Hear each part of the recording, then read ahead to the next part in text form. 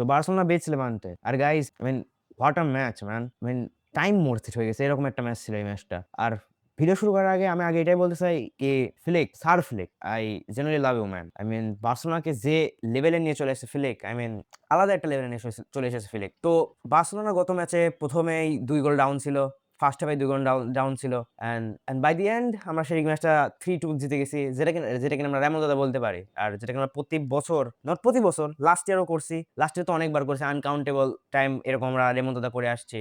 আর এটা এই সিজনের ১ম with the cursed green kick. তো এই ভিডিওতে আমরা ওই বার্সেলোনার ম্যাচটা নিয়ে কথা বলবো। সো এই ভিডিওতে আমরা বার্সেলোনার ওই ম্যাচটা নিয়ে কথা বলবো শর্টের মধ্যে। So let's start. So Barcelona তাদের ইউজুয়াল ফরমেশন 4-2-3-1 এ শুরু করে।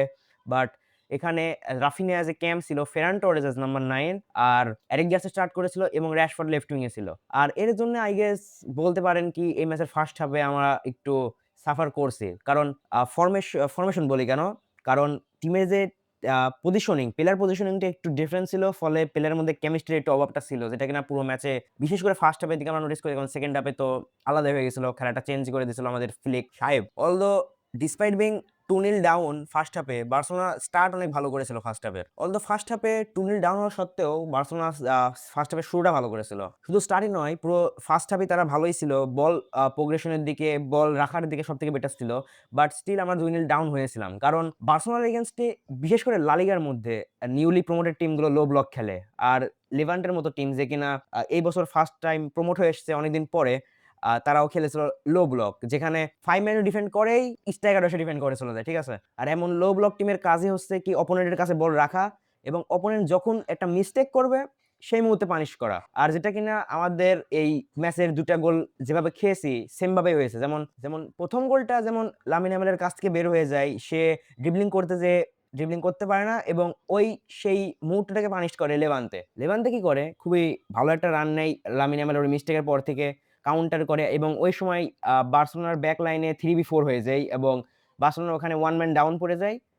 কারণ ওইদিকে লামিন ইয়ামাল ট্র্যাক ব্যাক করে না আর অপরদিকে রাশফোর্ড ট্র্যাক ব্যাকটা করে না। যার কারণে বার্সেলোনা ১ম গোলটা খায়। আর আমার মতে খুবই সুন্দর একটা গোল দিয়েছিল লেভান্তে। ডিসপাইট বিইং আ বার্সা ফ্যান, বলতে হবে কি খুবই সুন্দর একটা গোল করছে লেভান্তে। আর ওয়েল ডিজার্ভ গোল ছিল। কারণ এখানে বার্সেলোনার মিস্টেক ছিল। কারণ ওই গোলের সময় বার্সেলোনা সব জিনিস করেছিল ভুল এবং লেভান্তে সব জিনিস সঠিক ছিল। সেকেন্ড গোলটা ওইভাবে আসে। যদিও পেনাল্টিতে ছিল, বাট স্টিল সেই রানটা হয়েছিল ওইভাবেই। যেমন লামিন ইয়ামাল মিস্টেক করেছিল, সে ড্রিবলিং করতে যে পারে না ওই সময়, লেভান্টের প্লেয়ার ভালো একটা বল বের করে দেয় এবং লেভান্টের উপরের ২ টা প্লেয়ারই খুব ভালো একটা রান নিয়ে একটা পজিশনিং করে নেয়। যদিও বার্ডে খুব একটা ভালো ট্যাকেল দিয়ে ওই গোলটাকে থামিয়ে দিয়েছিল, বাট স্টিল রেফারির ডিসিশন আসে কি সেটা হ্যান্ডবল।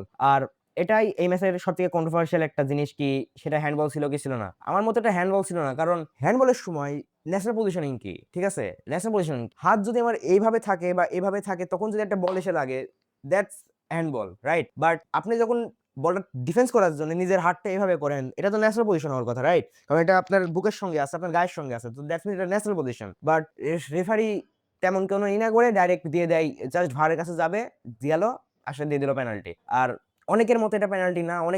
অনেকে বলছে এটা পেনাল্টি না। আমার মতে এটা পেনাল্টি না।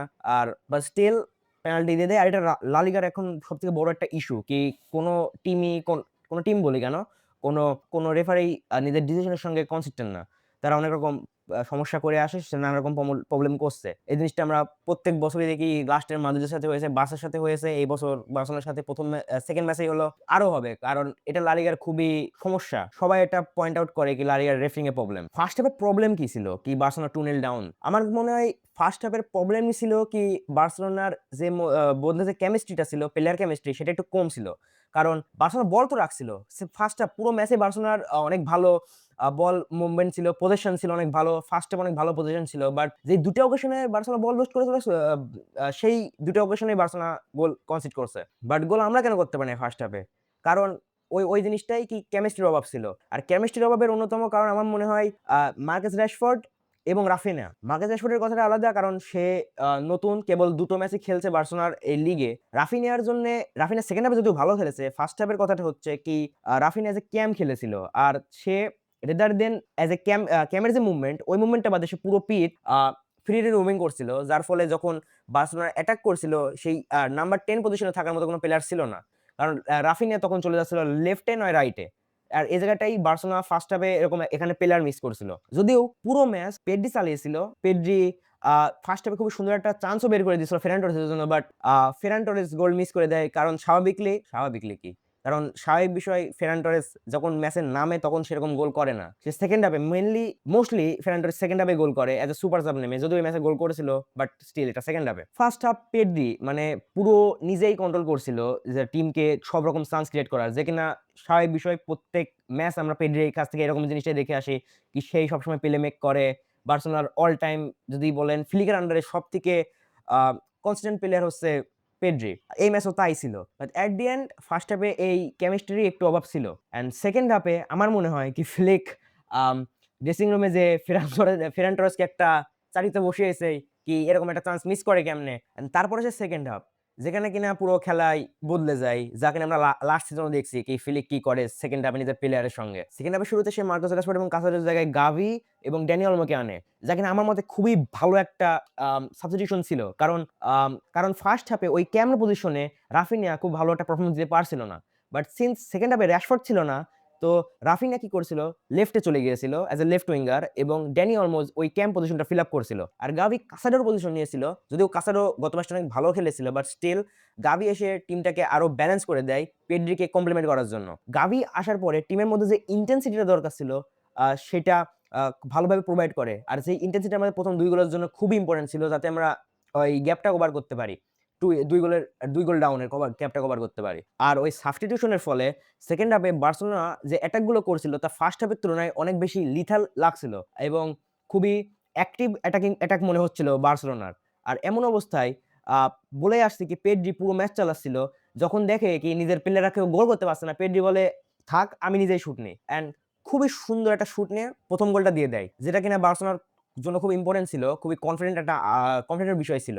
দেন সেকেন্ড গোলটা আসে যেটা কিনা একটা কর্নার ছিল। রাফিনা খুবই সুন্দর একটা কর্নার নেয়, যা কিনা ডাইরেক্ট ফেরানের পায়ে আসে এবং ফেরান জাস্ট স্কোর। প্রথম 2টো গোল হওয়ার পর বার্সেলোনা আবার সেই একটু আগের ফর্মে চলে আসে কি একটু ট্রাই করছে গোল করার, বাট করতে পারছে না গোল, এরকম অবস্থায় চলে আসে। আর এমন অবস্থায় বার্সেলোনা কি করে যাতে গোলের থ্রেটটা বাড়াতে পারে, বার্সেলোনা ব্যাক 3 ফরমেশনে চলে যায়। তারা বাল্ডেকে তুলে লেভানডস্কিকে নামায় এবং ফেরান এন্ড লেভানডস্কি একই সঙ্গে পিছে ছিল এবং ব্যাক 3 চলে আসে, কারণ সেখানে ক্রিস্টেনসেন চলে আসে। আর আমার মতে খুবই ভালো একটা ট্যাকটিক, কারণ এখানে লামিন ইয়ামাল এবং রাফিনিয়া উইং ব্যাক হয়ে খেলে।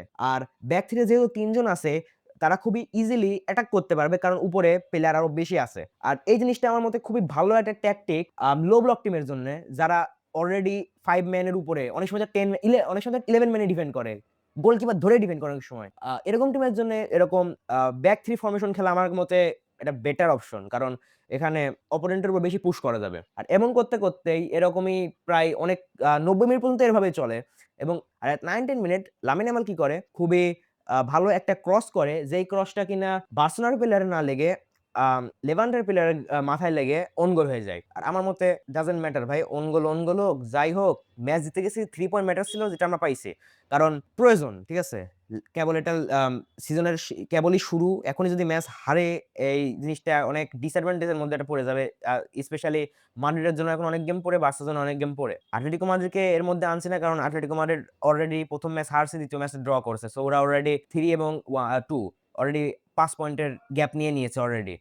যেহেতু আমরা ফার্স্ট হাফের কথা বলছি, কি ওয়ার্ক করেন নাই, সেকেন্ড হাফে বলা দরকার কি ওয়ার্ক করছে। তো সেকেন্ড হাফে ওয়ার্ক করছে সাবস্টিটিউশন। কারণ ওই সাবস্টিটিউশনের ফলে যেমন গাভিকে নামানোর পরে বার্সেলোনার নিজের খেলার মধ্যে একটা ইন্টেন্সিটিটা ফিরে পায়, আর যার কারণে বার্সেলোনা অ্যাটাক করতে পারছে অনেক ফ্লুয়েন্টলি। আর ড্যানি অলমো নামানোর কারণে যেই পকেট স্পেসে জায়গাটা প্রয়োজন হয়, ড্রিবলিং করার মতো পকেট স্পেসে ঘোরার মতো একটা প্লেয়ার প্রয়োজন হয়, সেটা কিনা ড্যানি অলমো ছিল কালকের গেমের মধ্যে, যেটা রাফিনিয়া ছিল না। কারণ রাফিনিয়া ওইরকম প্লেয়ার না, সে ইনসাইড ফরওয়ার্ড হিসেবে অনেক ভালো খেলে, বাট কালকের ম্যাচে as a CAM I don't think সে অতটা এক্সেল করে নিজের পজিশনকে। বাট সিন্স সেকেন্ড হাফে সে অ্যাজ এ লেফট উইঙ্গার হয়ে যায়, তার জন্য বেটার এবং বার্সার জন্য বেটার। আরেকটা জিনিস যেটা ওয়ার্ক করছে বার্সেলোনার জন্য, সেটা হচ্ছে হান্সি ফ্লিক। কারণ যদি হান্সি ফ্লিক না থাকতো, ড্যাম শিওর এই ম্যাচ বাঁচানোর মতো কোনো কোচ এখন নেই কি জিতে দিব ম্যাচ, সমস্যা নেই, 2-0 ডাউন থাকো, সেকেন্ড হাফে আমরা কামব্যাক করে দেব। খুবই রেয়ার এই জিনিসটা হয়। আর বার্সেলোনা এই জিনিসটা ফ্লিকের আন্ডারে ফ্রিকুয়েন্টলি করে আসে। এট দি এন্ড এটাই বলবো কি বার্সেলোনার বিশেষ করে ফ্যান বেস খুবই ভালো একটা টাইম স্পেন্ড করছে কারণ এখন আমাদের কাছে ফ্লিক আছে। আর আমি ফ্লিককে ট্রাস্ট করি। আমার মতো অনেক বার্সেলোনা ফ্যানও ফ্লিককে ট্রাস্ট করে। আর শুধু বার্সেলোনা না, ইভেন অনেক মাদ্রিদ ফ্যানও দেখছি যারা ফ্লিককে দেখে অনেক রেসপেক্ট করে কি এরকম কোচ। আর পাশের বাড়ি সিটি বাজাচ্ছে গাই। Dam man! করবোটা কি? স্টিল এটা কেবল সিজনের শুরু। এখন অনেক সময় বাকি আছে। এখন অনেক কয়টা গেম বাকি আছে। কেবল তো জাস্ট ২ টা ম্যাচে খেললাম এই সিজনের। বাট ৩ পয়েন্টই। তো আজকের মতো এই পর্যন্তই। Good bye.